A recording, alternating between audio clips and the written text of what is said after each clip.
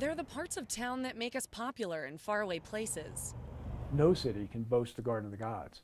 Very few can boast anything that comes close to Cheyenne Canyon. But are we taking enough notice to what goes on in our parks? I think a lot of parents need to pay a little more attention to their kids when they're at the park. People are more cognizant, and I think they're trying to be better stewards of our community and of the children. CSPD gave us the coded crimes for 12 parks across the Springs, reported from May 2012 till April of 2013. The numbers increase with foot traffic. Crime seems to blend well into crowds. The most crimes were recorded at Garden of the Gods with 144 reports, Acacia Park with 87, Palmer Park with 75, Cheyenne Canyon with 25, and America the Beautiful with 21 reports. One crime is too many as far as we're concerned.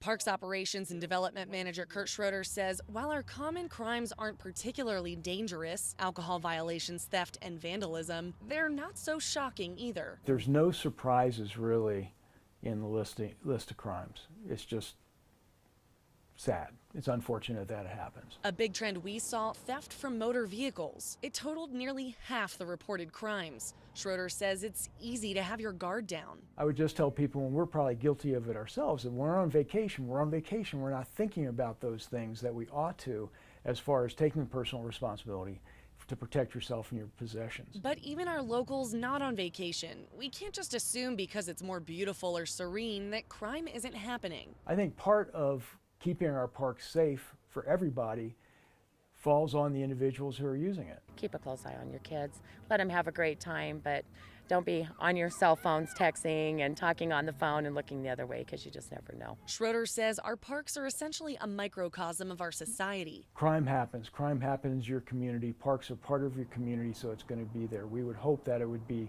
less out in our parks, but everybody can play a role in helping to reduce what's going on out there. He says as much as it's a community effort to catch crime, so is the responsibility to prevent other problems, like a wildfire started by a carelessly tossed cigarette butt or out-of-place campfire. People who use our parks, for the most part, they're respectful, they appreciate them, but unfortunately, just like society in general, there are some out there that don't abide by the rules and guidelines, and they're the ones we have to worry about.